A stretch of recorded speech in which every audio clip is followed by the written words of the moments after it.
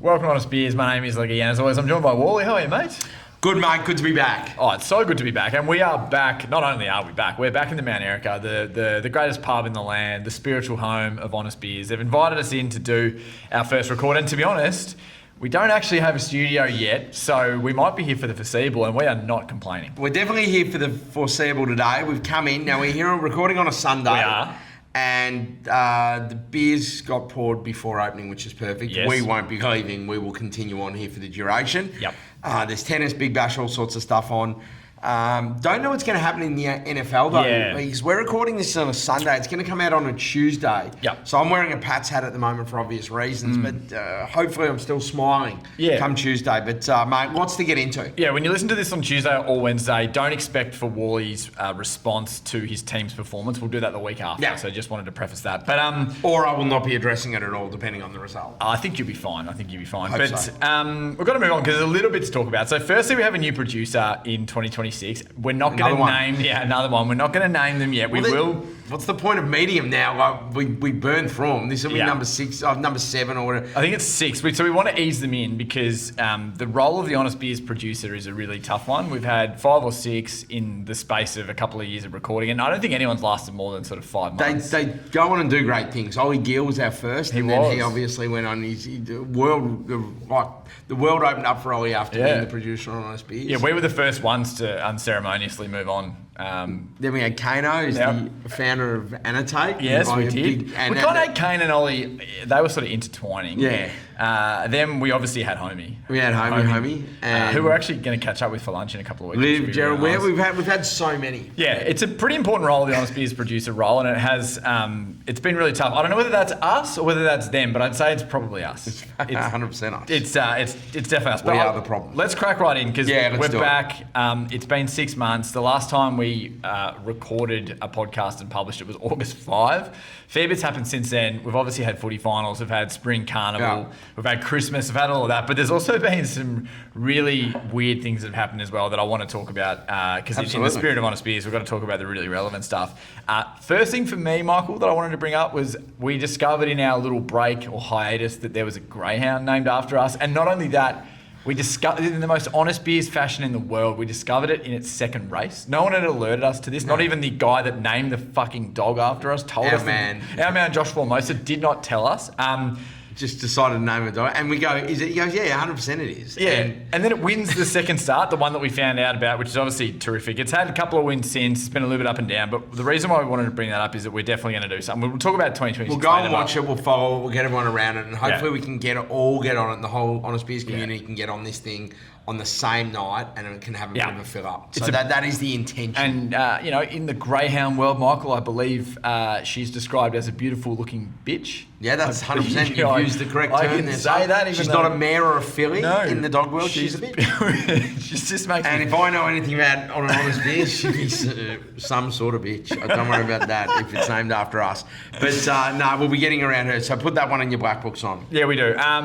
Big one for me over the last couple of weeks. And this is something that I'm going to talk about more as we get back into 2026. And I've also documented the whole thing, which we're going to cut up and post at some point. But about a week ago, I went and got a sperm test done. Yes. Which is an interesting... All I'll say is it's an interesting thing to go to a facility, be kind of...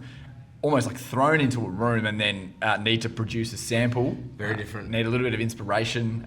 Pretty sterile room as well, Michael. So you're just alone with your thoughts. Have you done it before? Not in a medical environment, but okay. We all do things. Oh. Anyway, but not medically. This is the exact opposite to when I did the.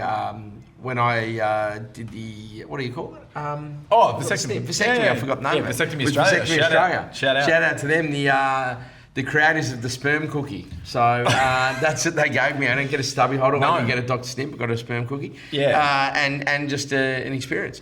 But mate, how was it would have been bloody awkward. It was awkward. My partner Ash came with me as well, only because she wanted to laugh at. I think because she wanted to laugh at me, and she kind of wanted to see what my reaction was going to be.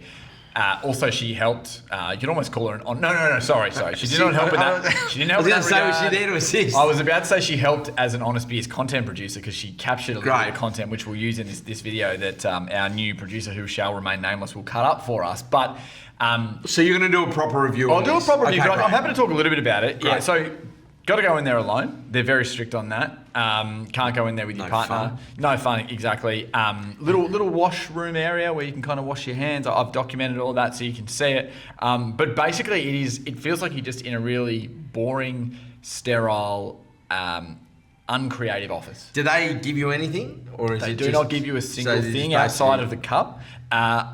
I was worried about the cup when you do a urine sample and it can be quite narrow and you miss a little bit. Thankfully the cup was a little bit wider. So a big cup. No, that is not anything to do with that. And just more. That's great. The aim can sometimes be a little bit tough when doing that. That'd be a nightmare. Well, I'm yet to have to do it in a cup. So you're probably not going to need to now. No, you don't. No, I had. Hang on, you're what am I saying? One and done. I had to do it. How do you not remember jerking off into a cup? After these 3 months, you have to, and that in itself is you do it at home and take it in. That is a bizarre experience that you are transporting a cup of it in your car to a facility where you haven't met anybody and going, here you go. Well, so take this. It's fucking weird. So I was given that option, but I chose not to because they said that after the sample has been put into the cup, you have to give it there in 30 minutes and you have to keep it at a cool temperature. The day that I did it, it was like 32, 33 degrees. And where I was doing it was at Box Hill, which is probably 30 minutes from my house. So it would have been, you get bad traffic in Melbourne, you're fucked. The vasectomy ones are they're everywhere. So I was 2 minutes around the corner or whatever. So it was anyway. We could go down an absolute rabbit hole. I just can't believe you don't remember. Stuff, but you just don't remember doing this. No, of course not. Yeah, okay. Well, mate, what goes on? We've had a lot on, Simon. We have. I look forward to that review though. Yes, it'll be good. But you had a bit of a weird. This is funny. We're talking about having a 6-month hiatus, and 2 of the things we've just brought up, or we're going to bring up, have happened recently to us. But you had a weird encounter at a bottle shop. Yeah, I just say this because I just said to you, and this is a brief story, nothing like groundbreaking. It was more just I wanted to understand, and I was shocked by this. So I went into a bottle shop, really nice young guy, probably in his mid-20s, having a chat. He's like, blah, blah, blah. Definitely mid-20s? There's no way this bloke's over 30. Okay. There is no way in the world this bloke's over 30. Yep. Like, you look at him and go, if you looked at me and looked at him, you go, it's your son. Oh, you must have him a bit young, but I believe you. Like, we're talking, there has to be a 20-year gap, right? Anyway, so I've gone in there, I've ordered all my booze and I've bought a fair bit of stuff as I do. And then as I'm leaving, he goes, mate, have a great day and stay out of trouble. No. You can't, and like 25-year-old to 45-year-old, like, you can't be going, stay out of trouble. Can I ask? I thought that was a bit fucked. 2 questions. First question is the stay out of trouble delivery. Was it done in like a cheeky, I'm pretending to be this? Or do you think that that's a legitimate thing that he would have said to other people? He's a really nice guy. Yep. And he has a couple of default throwaway lines that he says to everybody. And guys, it's probably stay out of trouble, and women, it's probably something else. Is that because do you think his clientele is normally an older than you? No, but that's even because it's an old person. It's an old person to a young person thing. Yes. Not a young person to an old person thing. I reckon his grandfather or something must always say it to him and he's taken it on. Anyway, he was a nice guy. Second question. Yeah. What was your reaction? Did you go, oh yeah, cheers, I just went, it was like being champ, but not as bad. Yeah. But it was fine. State of trouble was weird, and I'm looking at him going, fucking trouble am I going to get into? Yeah, well, I mean, what's the definition of trouble? Just because you buy 3 bottles of Jamo. Yeah, well, people think maybe you thought you were going to go somewhere and do something inappropriate. This is an interesting one, and I don't know whether I should talk about it on the pod, but I'm going to, because if I talk about it, it might start to increase even more. It's 100% going to increase it if you want to stop it. Yeah, let's keep it. Let's do it. I think this could be a trend for Honest Beers, but I've spoken a little bit to you, to others, because I know you're a big fan of this band, as am I. I saw them live with you not long ago, but I really have a strong dislike for the song Mr. Brightside. It's amazing. Mainly because it's been so overplayed, the whole Jack Rewalt thing. Like, it just doesn't sit that well with me. I can't have it anymore. It's now gotten to a point where I'm getting mates sending me messages, DMs on Instagram or, WhatsApp videos, whatever it might be, of them at weddings, them at gigs, them at pubs, or just down the shops, down the street, where Mr. Brightside is playing to piss me off. So I've had 8 sent through in the last 2 weeks. That's fucked. I haven't done it yet. I'll start. So that'll be happening. Well, Am I wrong in the hatred of this song? No, well, I can't because it's my favourite band on the planet. I love all this stuff, and it's a great song. It's their first song. I'm also in the camp of it. It is weirdly not in my top 5 Killers songs, and I don't know if that's repetition or other bangers. And there's so many other great hits. Yeah. But the thing is with this is that it has been Sweet Caroline has gone through this, but I think it withstand Horses. All of these ones. But then what happens with these songs is they end up Horses is no one gives a shit about until the end of a wedding or on Cox Play Tape. Yeah. Sweet Caroline is kind of owned by Sydney now. And it's also reaching a younger demographic. Yep. So it's like been picked up by a generation. So there's a lot of these ones, You're the Voice, end of weddings. These ones that finish nights off. Mr. Brightside is on broadcast. It's getting played in... Or when the horse wins. But the other thing is it's getting played in every single pub and every single playlist. Yeah. It literally fits into every... Like, there'll be a house version that'll just go into... I actually don't mind the house version, as you know. The Jacques Leconte or whatever it is. Yeah, I don't mind that. It's a nice progressive sound. But this, I think this could be similar to when we launched the podcast. Remember we had the my irrational gripe where I hated when people would post a plane, like a wing of the plane, and not say where they're going. So then you got people saying, "Oh, where are you going?" It's a fucking thirst trap, but in a plane equivalent. A lot of people have shared that with me. Still bring that up with me today, and I appreciate it because I think we need to call people out on it. I think now I'm going to get flooded with Mr. Brightside. I think you are. But yeah, I understand. This is like oysters, olives, coriander. I understand why people don't like them, but I still do. Yeah. Does that make sense? Yeah. So there's certain things you go, I get why people don't like that. That's an acquired taste. Mr. Brightside, I will agree with you, I think has now almost become an acquired taste. Yep. And I think I'm going to get flooded. And I'm happy to argue with anyone about it. All right. I haven't got this in the rundown. I've called an audible here, but just wanted to say too, since we've been, because it has been 6 months, and we're going to talk a lot about this during the season, but Nessai Wanganeen Miller are re-signed and we went on a spending spree. That's also what's happened over the last 6 months. That was huge. The Saints have set themselves up for a finals tilt and we'll see what happens from there. You may have the best player in the competition. We don't know where he's going. If he plays anything like he did in the back half of the year, I mean, I don't know if anyone played better footy. So it's going to be a lot of fun to watch. The roller coaster, because it will be a roller coaster, because your footy club's not normal and they go through all this shit, is going to be amazing to watch. Yep. I'm looking forward to it. I just can't, and I can't truly appreciate what it must be to be a St Kilda fan, and I'm thankful for that. But I do still love the Saints, you know that. But like, what you guys have to go through. It must be like the Bills or the Jets in the NFL or... and this is the thing, we're setting ourselves up... The Kings in the NBA, like fucking... We're setting ourselves up to be heard again, but I will say one thing, last thing I'll say on this is I'd prefer to be in this situation than where we had been. Yep, where at least you're having a crack. You knew it was going to be mediocrity. You've got a good coach, you've got good players coming in, you've got a superstar in the mid, you've got good young talent across the field. It'll be good. We'll see how we go. And we will... Well, let's just move perfectly into the next little chapter we want to talk about here. We wanted to just... This is a return episode, so we're not going crazy with segments. We just kind of want to update on what we've done and then talk about what's to come. So 2026, we've got some exciting things planned. We do. I will just say, just to put just to close on, the Saints will be big for us, as will the Hawks, because we think both teams could be finals bound. More Saints though, because I think people are happy to hear about the Saints. People really. Well, the Hawks' journey 2 years ago, when they kind of surprised everyone and went on a run. Maybe it's not as unexpected now. No. They're just expected to be good, but we'll definitely be doing that. But it'll be a lot about footy clubs, obviously. First thing I want to just reveal to everyone, which we're both excited about, is we're going to record 2 episodes each week, and once we get into a good groove, and we've got this episode, a normal episode where we talk our normal shit, and we're going to introduce Honest Archives into the Honest Beers weekly schedule. It's going to be a show where we think about old moments in sport or pop culture that we're going to review and rewind, go back into the archives and talk about, whether it be Hawthorn moments, Buddies 13, crazy random moments. We're going to get guests on that were involved in it as well. We actually don't know what this show is going to be. We just have a template for it, and we're excited. Yeah, the idea of this is that, and this is where the community will come into it, everyone can suggest moments. So it's moments, events, players, whatever it is. It's not always going to be the sexiest thing. There'll be different, like... like ESPN 30 for 30 always said what are the different layers on it. What we'll try and do is that we'll look at a lot of these events that have happened and moments, and we'll get people on to talk to them. And it won't always be the person that was the lead at that. We might look at other people from a side peripheral or a different angle. But it's going to be fun. It'll be something different. It'll be done in a different way. 100%. That's going to start in the coming months.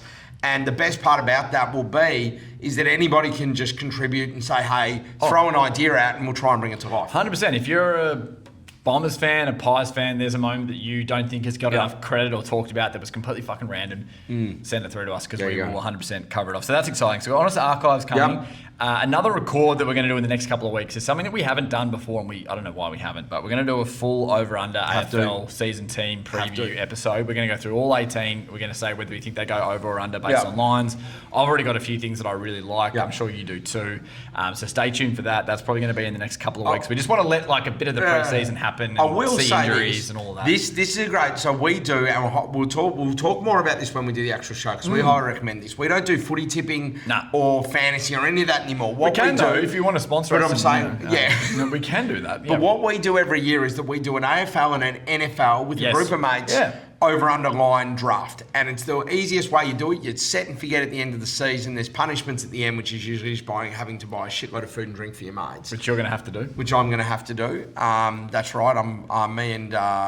friend of the pod, AJ. Friend of the pod, AJ. Equal last. That's good. That's better than being just an absolute loser. It's nice to have somebody else that's as pathetic as you to do it and also to... But that means that the meal gets elevated for everyone. 100%. Yep. So those steaks become Wagyu. Yes. Well, that's very generous. Those jamos become double jamos. Yeah. Anyway, they're probably already double jamos.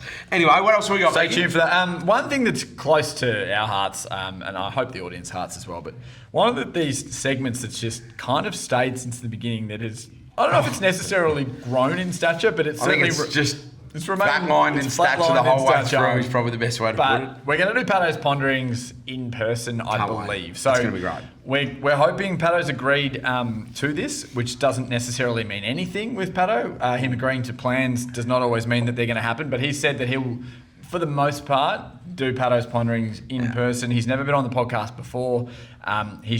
His ponderings have just been read out. So essentially, we're going to have him in person, which is, I think, going to be... The accountability too. Like, he might just send something through, but if you've got to stare down the barrel, look at that red light on the camera and say something, then there'd be accountability. So I expect Pato's ponderings to go to another level. Here's the other thing, is if anyone doesn't like Pato's ponderings, this is on you. We put this to a vote, and it was... 72%. It was overwhelming. Yeah. 7 out of 10 people wanted this segment. Because you were... let's get rid of it. You said, let's get rid of it. I said, let's let the people decide, because you... And I was wrong. Yeah, well, I think it got better. It did. There are some flat weeks, but that's... You have to put it... You can't perform well 22 weeks of a season. So that's why that has happened. But we're excited to have that now, in person. There's one other thing that we have had consistently asked of us if we're going to finally do. Yes. That we have just let lapse for the last year, and that's a little joint in Ballarat. So we did some research. We worked out that in Victoria, there are more in Apparently Australia. there is one in Tassie. Former producer and friend of the show, Ollie Gill, told us. And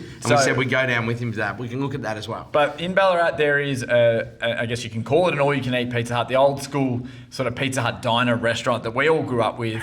So we've said this a million times. We're going to do it. I will guarantee that in the next couple of weeks, we'll put it in the diary, as in to when we're doing it. But there's a twist. Not only are we going, we want the community to come, but we're going to run a competition. And you are going, if you want to be part of this competition, you have to basically message us and almost pitch yourself to us. But there is a record. We're going to get it sponsored too. So there will be a prize to the competition. I don't know what it's going to be, but I will make sure we get it sponsored so there's a prize. But the competition, and I think you can say it now, it could be, we don't know if this is a world record, but it's certainly an Honest Beers record that Wally at the age of what? I was a teenager playing footy. I was probably 16. What did you do at the all-you-can-eat? So we went to the all-you-can-eat Pizza Hut. Yep. And there was a lot of us there, and there were some big numbers. Everyone was in the teens, but I hit 20 slices of pizza, which is equivalent of about 2.5 large pizzas. I could not do that now. No, so you're not doing it. I won't be doing it, but I've done it, mate. Yeah. I don't need to do it. So, but what we're going to do is... I liken it to, I think it's the equivalent of the old Centurions, 100 shots, but it's a lot harder. We need somebody to come in and get 21 slices of pizza. You have to tell us, so because we could say this and we could have hundreds of people down there. We only want sort of maybe 3 or 5 people taking part. Going to keep it small, but we're going to get you to nominate. Send us a video, DM Honest Beers. We'll go through this properly at a later date and almost pitch yourselves as to why you think you should be part of it, or have you done anything similar? Yeah. And then you'll be into the competition and we'll have an eat-off. You can't be a pro eater. No, you can't. But this is an amateur sport. Yeah. I was not paid when I did it.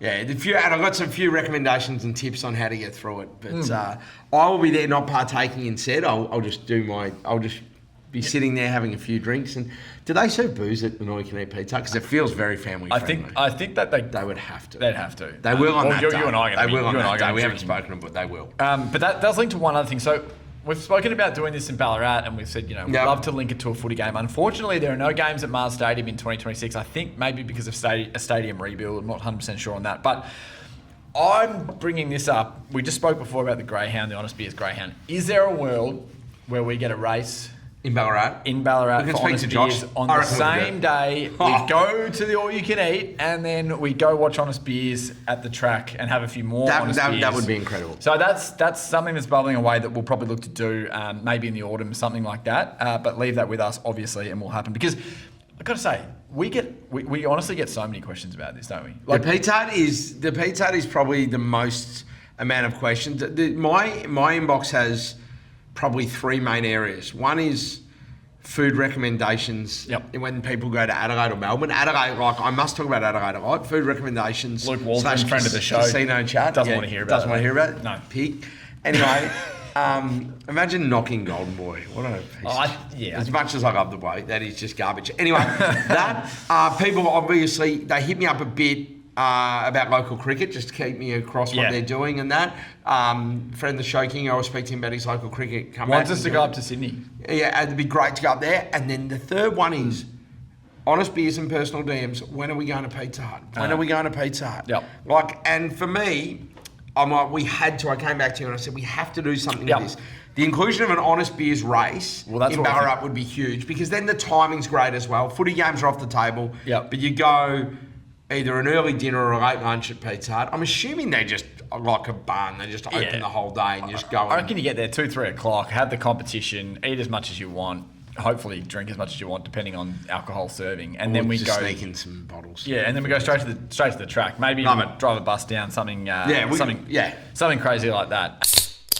Wally, in 2026, we've got a new segment. It is a random one, but it's something that just kind of came to mind, and we both thought this had plenty of legs. So the segment is called Things You've Always Thought But You've Been Afraid to Say, or you haven't had the balls to say.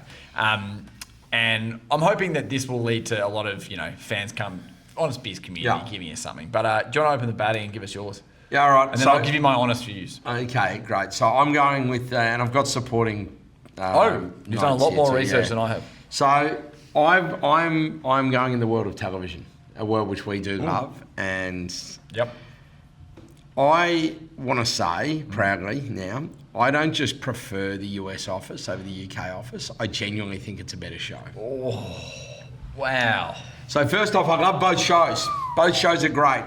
And let's not forget Ricky Gervais. You're allowed to like both. Yep, Ricky Gervais and Steve Merchant, executive producers on the US one. Well, it's the same show, basically. Yeah, exactly. Yeah. Steve Carell and him go to the awards and all that to go, like, we're not, this is not a rip-off. They're not against each other. They're all in the same camp. Yep. All right, these are the reasons why I think people go the UK version. People want to like UK comedy over American comedy. I don't know if they think it's smarter or whatever, but get over yourselves. Like, honestly, if you actually look at the best shows, yes, they have a lot of great iconic shows, but if you look at sitcoms, sorry, mate, which The Office is, if you look at sitcoms, mate, give me the American spread. Yeah. Give me the American spread any day of the week when it comes to comedy sitcoms. It's different humour. It's niche humour. I reckon it's better. Okay. Anyway, UK Office, although brilliant, it went for 12 amazing episodes. There is no way in the world it could have run for 8 seasons.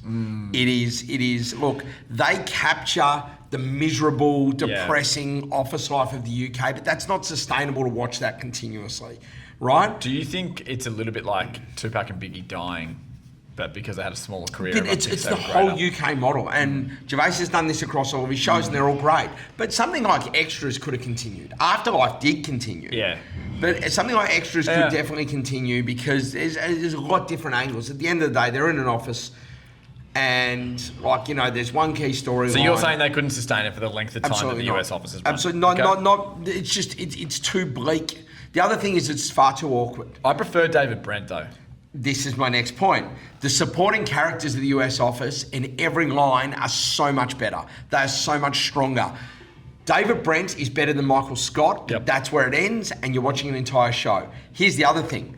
The US office continued without Michael Scott successfully and put up great, highly rating TV shows. There is no way in the world the UK office could have one episode without David Brent. No, you couldn't. So all of that I would agree with that. I put all that in Would together. you have said that about the US office before Michael Scott wasn't in it? As in... Like, would you have said that 2 seasons into the US office, or that it could have? No, I don't know if you would have. Because we're only viewing. My point is, we're only viewing. But that's all they've given us. That's why. If the UK office come out and create another 6 seasons, I can reevaluate whether I think it's a better show. But at the moment, I'm going that. I think that what people make the mistake. If you need, you've got to just get through the first season. If you've never seen the UK office is good, the US office. If you have seen it, it's not. Because they made the decision to do half a dozen episodes that were exactly the same of all the stuff that happened in the UK office. Yep. Like the creators with Ricky Gervais, Steve Merchant, they decided to do that, right? So you can't hate on that. So from season 2 onwards, it just dominates. So there you go. I'm happy. I'll cop the shit, I don't care. But realistically, I feel so good I've got that off my chest. Yeah. And I will no longer be biting my tongue when people go, and I'm like, oh, UK one's great. No, I'll go, do you know what? The UK one's good, but the US office is better. Yep. Wow, I'm glad you got off your chest. Yeah, I'm happy. It feels like a weight off your shoulders. Mine is. Good. I don't have the exact points that you had. Mine's going to be a little bit shorter and sharper, and it's relevant to what's going on. But Whack. And No. It's also, I'm kind of making a slight tweak to because the segment is called Things You've Always Thought. This is something I've thought for maybe 4 or 5 years. Not always, because as a kid I liked it. That's enough. I don't care about the Australian Open tennis at all. I could not care any less about it. Firstly, I've barely watched it.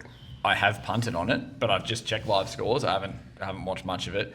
I also think that the amount of people coming through the door has actually... Everyone will say, great job by the tournament directors, great job by everyone, how good is this? But it's from everyone that I've spoken to anecdotally... It's too many. It's too many people. The queues are ridiculous, and you can't actually go and watch tennis, and you have to wait a long, long time to get a very expensive beer outside. And then the other point I'll make is I just do not care for all the influencer posts. Like the amount of people I've seen in Ralph Lauren clothing posting the same shit on Instagram or on TikTok, I do not care for it whatsoever. I'm probably not going to watch much more of it. I don't even reckon I'll watch the final. I'll go to the pub if it's on and hang out with my mates, but I will not be focused on it.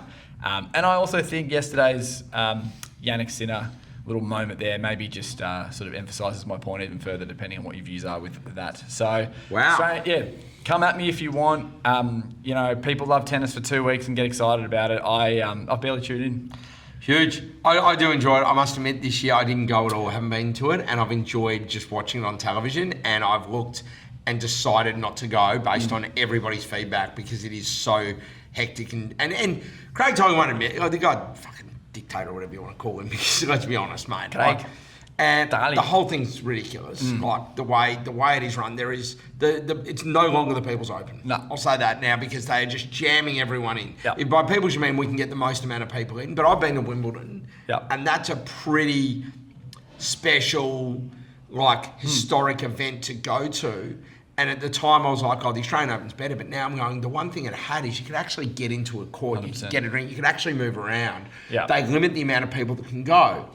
It's the opposite here. Totally. We don't. They There's will no just limit. let anyone in. People are queuing up for hours to get in. I just want to say it's one last point. This is not me saying I don't like tennis. I actually really enjoy tennis. I just don't care for this event. That's all I'm saying. I kind of, to be honest, I don't really watch tennis apart from the Australian Open because it's all the time. I still watch Wimbledon. I'll still watch the US Open. I just, He's done with it. I'm done with it. Toys out of the cot.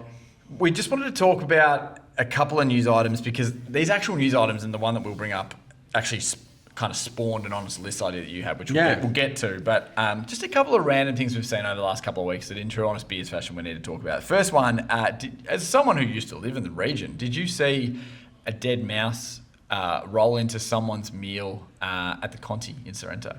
I heard about. I read this. Yes. I read so this. a photo was taken. We assume it was legit. We also assume that the person didn't just bring a dead mouse and put it onto the plate to try and get something. It's a bit aggressive rather than doing the old cockroach or fly or something. It would be a weird thing to do, but first question, I've got 2 questions. First question, what would you do if you were the patron that received the dead mouse? Yeah. And then I would just go into negotiation and go, look, when I'm taking this to the courts, No. I'm not even going to take this to social media, but here's what's going to happen. Yeah. I will be drinking and eating at this establishment for free whenever I want. I will be staying at the Intercontinental. I'll have free spa vouchers at my choosing. So that is, you can rent, all for your silence. You can rent my room out to other people, but if I want it, I will have that room. Yeah. So I literally want room 203 or whatever. That would be. I would go into that angle and go, do you know what, babe? Good news. I've just locked in our weekend stays and getaways for life.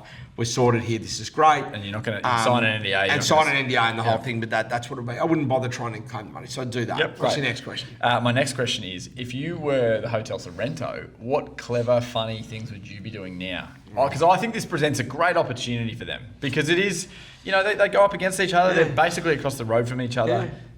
Yeah. They're both busy. I think Sorrento's winning that, but they're incredible venue now. They're both great venues, by the way. What would I do? I mean, surely there's some content about like coming here that you won't encounter. Yeah, exactly right. Something like that. Yeah, like you do go dogs welcome, rodents not, or something like that on the sign. So hey, come bring your dog down for a beer outside. Yeah. But unfortunately, no mouse allowed. No mice allowed. Presents a great opportunity. Do you know what though? I actually thought of this, and I just thought this on the way in. What would be good is if you're the Conti, go fuck it. Let's get on the front foot. Yeah. We're going to put a press release out, and the press release goes out and goes. Customers of the Conti, as you would have seen, unfortunately, you would have seen tragically that our French chef recently passed away at our restaurant. But good news, we're hiring renowned French chef Remy as our next cook, and you can lean on the ratatouille thing. So it's like, of course he's a mouse. He died. Our chef's a mouse that died. Now we've hired the best mouse chef in the world, the rat chef Remy, and you could actually turn it into 100%. A positive news story. That's what I would do. Yeah, that's elite. That's why I'm not in hospitality. Areas though. One thing you picked up, friend of the show, you could maybe call him a friend of the show, or your friend anyway, Kane Corns. You think he's just been doing some Kane Corns type stuff a little bit? I love this. So, okay, let's talk about, let's just call out the rage bait that Kano's gone with over the last month. Yep. In no particular order. The 1 point slam might be the worst event since AFLX. The 1 point slam on tennis, which was well received. I thought it was well received, and great that a bit of a no-name one, which was exactly, probably which is probably set up too. Yep. Yannick Sinner the BS wrestling drills, and then just potting overweight assistant coaches, like just on the way through.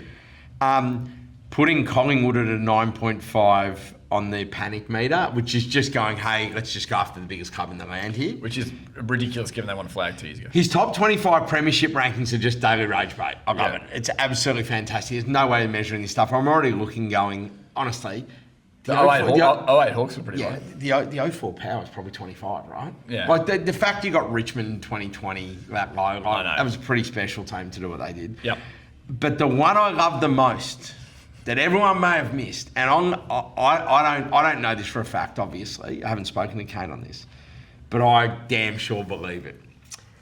Kane tipping the Western Bulldogs to win the flag is the biggest rage bait ever, because what he's done is he's gone, like, their list's too good.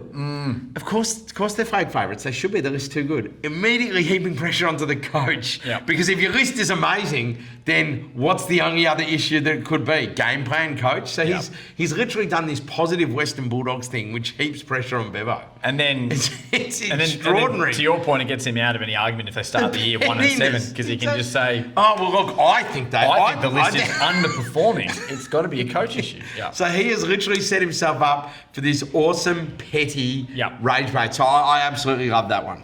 100%, that's good. The other one too was the cricketer overweight comment as well. The cricket overweight. That was almost like... And then the article had our man Travie Head on it. And I thought that's ridiculous. I mean, just because Kane doesn't drink and runs 100 kilometres a day doesn't mean that everyone has to look like him. I'll tell you whatever's going on with cricket at the moment. We just won the Ashes 4-1. I'm okay, and we're meant to be the worst team in 15 years. So I'm okay with what they're doing. The other thing is have a look at Stark, Cummins, Lean, and fit. Hazelwood, all that. Them Carey. Yeah, some of the heat that they had to bowl in Adelaide when it was 38 degrees 2 days in a row. Steve, so who's meant to be overweight?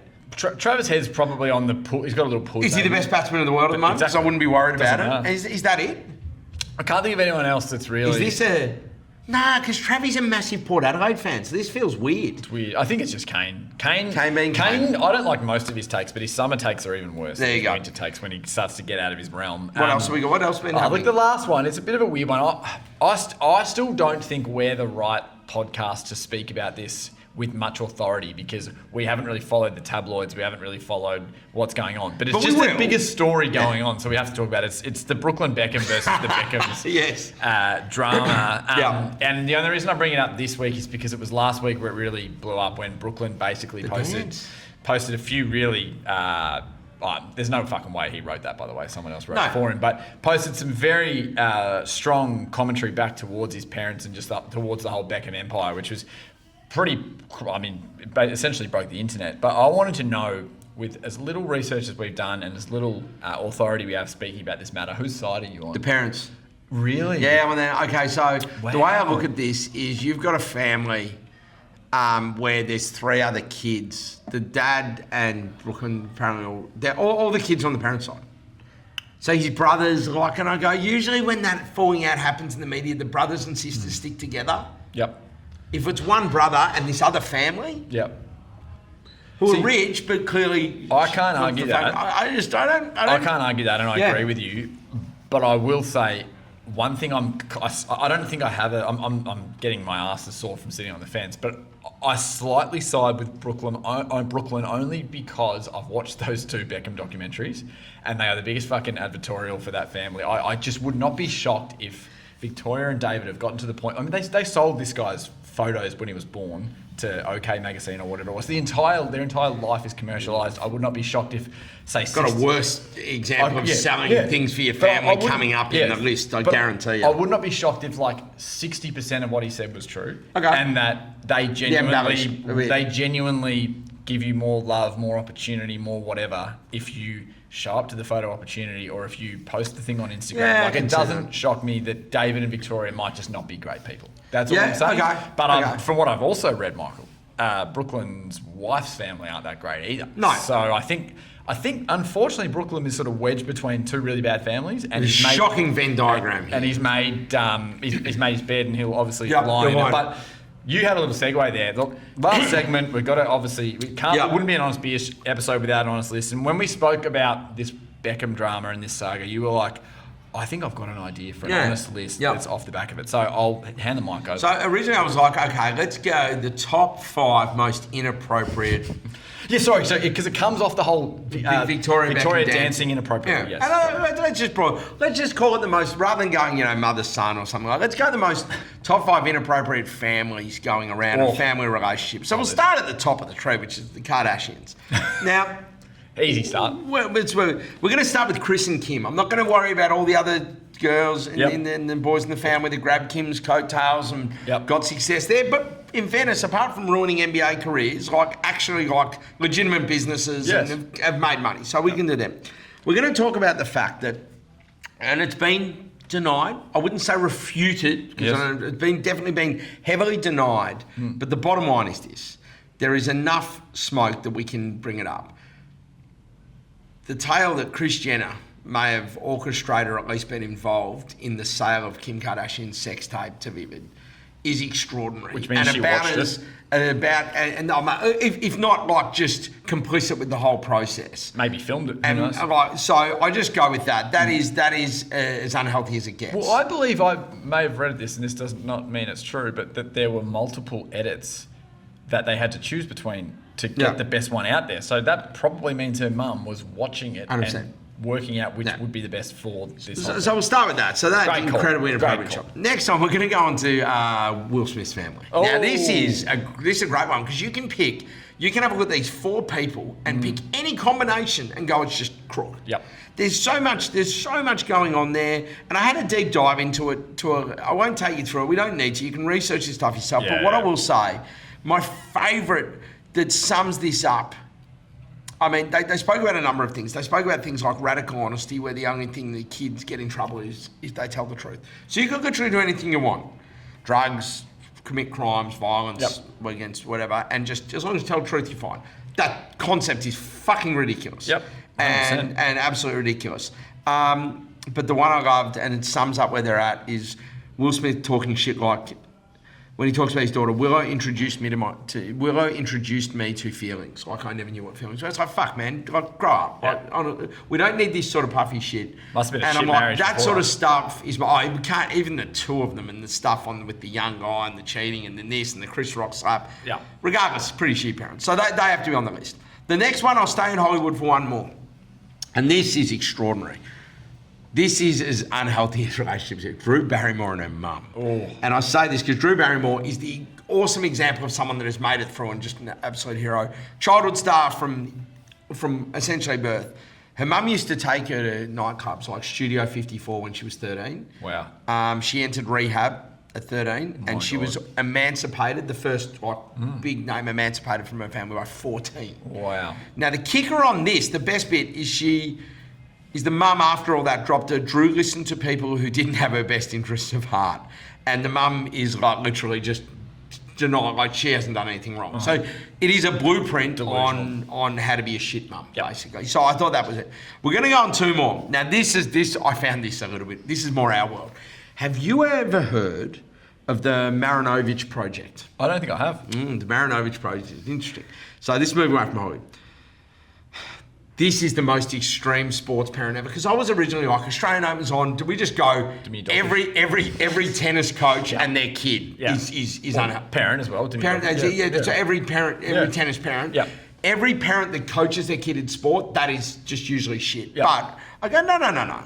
Let's dig into this. So Todd was a NFL quarterback in the early 90s. Yep. His dad, Marv, decided that before he was even born. Yep. So from birth, he went through this insane program, no sugar, no cartoons, no normal childhood. From toddler age, he was trained in a really stilted and harsh structure until the moment he actually did get drafted. Yep. He got drafted into the NFL in the first round, went to the LA Raiders.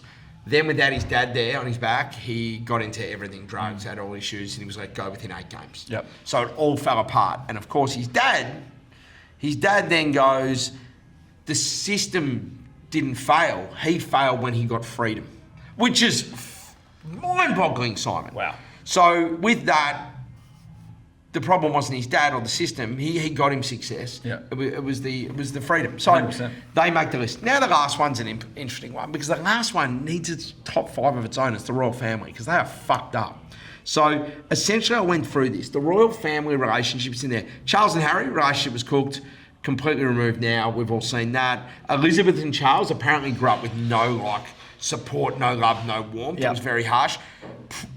Philip and Charles, apparently Philip used to make fun of his interests and hobbies and used to give him shit for being too sensitive. Wow. Phil was an asshole. Yeah. So I learned all this. Elizabeth and Andrew. Oh my God. Andrew apparently was Elizabeth's favourite. Way to pick him, Lizzie. And then, of course, the mother-daughter-in-law relationship with Diana, which we won't even go into. No. So, I mean, they have their own list of fucked up ones. Yep. But there you go. So they are good, Wally.